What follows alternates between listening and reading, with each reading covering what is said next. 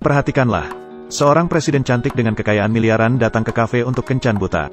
Ternyata, dia salah mengira meja nomor 9 adalah meja nomor 6. Adik kecil.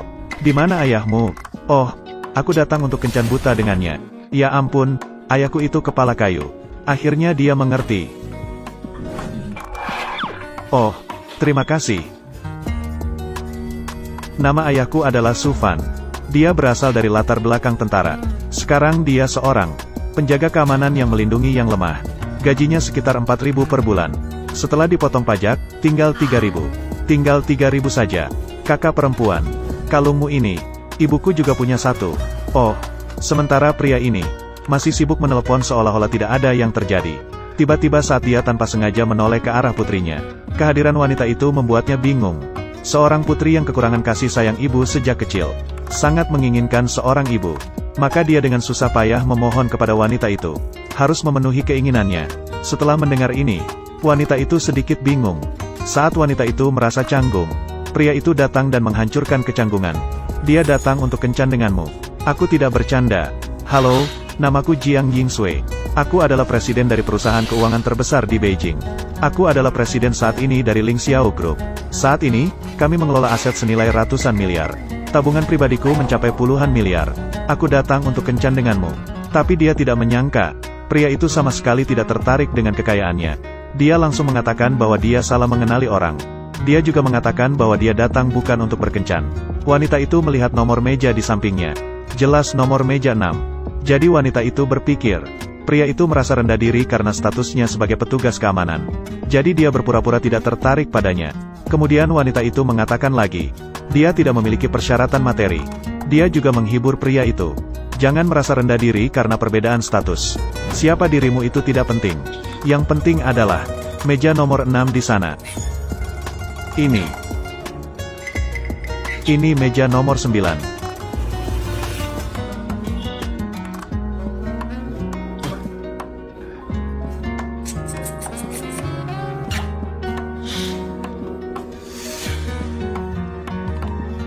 Ya Tuhan, inikah objek berkualitas yang kau siapkan? Aku belum pernah bertemu dengan orang ini.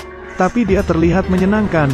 Sementara itu pada saat ini, musuh bebuyutan pria itu membawa istri orang lain ke kedai kopi. Dan saat dia mengangkat kepalanya, dia melihat pria itu sedang minum kopi dengan putrinya. Tanpa berpikir panjang, dia langsung menghina pria itu. Bukankah ini orang miskin di jalan Fenglin? Kau Sufan kan? Bagaimana? Membawa putrinya sendiri. Datang untuk meminta makanan, ya. Kasihan. Hanya makan sepiring steak. Kau juga benar-benar sangat miskin tapi tetap ingin terlihat elegan. Namun pria itu sama sekali tidak peduli padanya. Dia masih sibuk memberikan steak kepada putrinya. Tapi orang kaya itu semakin semangat saat berbicara. Dia tidak hanya menghina pria itu sebagai orang yang tidak berguna, tapi juga mencemooh putrinya. Dia adalah seorang penggembala yang tidak jelas asal-usulnya. Ho Wei, jangan terlalu berlebihan. Lebih baik kau memahaminya dengan baik. Kau sedang berbicara dengan siapa? Aku berada di konsorsium Ling Xiao sekarang. Menjabat sebagai direktur departemen pemasaran. Kau bekerja di kawasan perumahan mewah kan? Aku kebetulan bertanggung jawab. Cukup dengan satu telepon dariku. Aku bisa mengusirmu dengan mudah. Kau dan gadis liar itu. Besok kau harus tidur di jalanan. Saat putrinya mendengar orang kaya itu menghina ayahnya, dia langsung berteriak memintanya pergi segera. Jangan mengganggu kami. Ternyata orang kaya itu langsung mengambil steak. Dan semuanya ditumpahkan di lantai. Ada apa, gadis kecil? Kau percaya atau tidak? Sekarang aku akan membuatnya berlutut di tanah. Makanlah dengan bersih. Ayahmu harus bersikap seperti anjing. Jilatlah dengan bersih untukku. Apa yang kukatakan benar kan? Sufan. Di masyarakat sekarang ini, yang penting adalah kekuatan. Juga latar belakang. Gajiku sebulan. Cukup untuk membayar gajinya selama 10 tahun. Asalkan kau mengikutiku. Mobil, tas. Pilihlah sesuka hatimu. Melihat sikap sombong orang kaya itu, presiden wanita itu sangat marah. Dia mengambil air panas dan menuangkannya ke wajahnya. Apa maksudmu? Kau mencari mati ya? Huawei, kau sudah dipecat. Mendengar kata-kata ini, orang kaya itu hampir tertawa terbahak-bahak. Tapi ketika wanita itu memberikan kartu namanya padanya, dia langsung terkejut.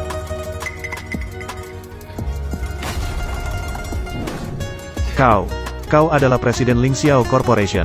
Jiang Yingsui. Nyonya besar, aku tidak tahu itu kau, Nyonya besar. Kembali segera ke tempat kerjamu. Kumpulkan barang-barangmu dan keluar dari Ling Xiao. Kau seharusnya tahu, aku tidak suka mengulang 2 kali. Pergi. Setelah menyelesaikan sampah ini, ternyata wanita itu langsung mengeluarkan sesuatu. Tanpa ragu, dia langsung mengajukan pernikahan kepada pria itu. Tapi pria itu mengira dia gila.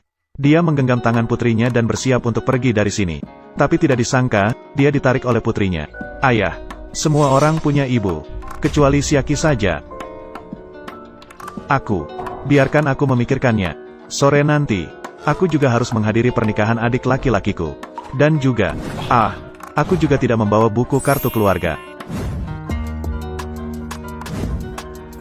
Xiao Qi yang membawanya.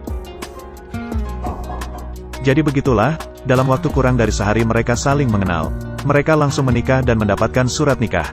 Sementara itu, urusan pria ini hanya ingin segera pergi menghadiri pernikahan adik laki-lakinya.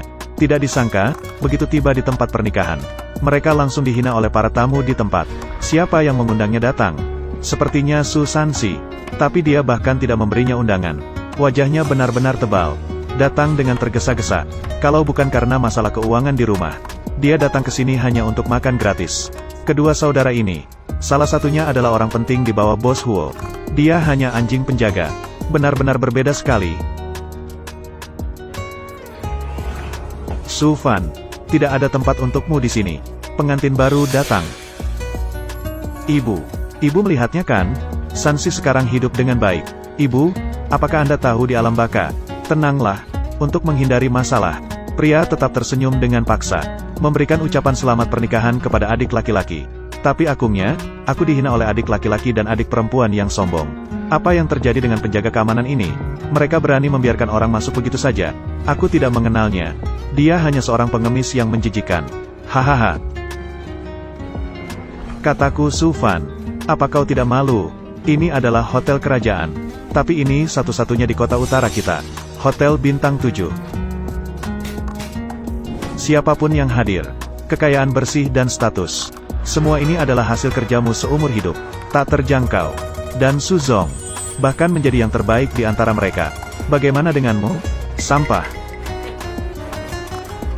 Berpikirlah dengan baik. Setidaknya kita adalah saudara kandung. Tutup mulutmu. Sejak kecil hingga sekarang, kau selalu menindasiku. Sekarang akhirnya aku punya kesempatan untuk membuktikan bahwa aku lebih baik darimu. Aku berkata kepada Su Fan, tidak terduga kau juga punya. Hari ini kau datang menjilatiku. Kalau dia melihat ini, apa yang akan dia pikirkan? Apa pendapatnya tentang ini?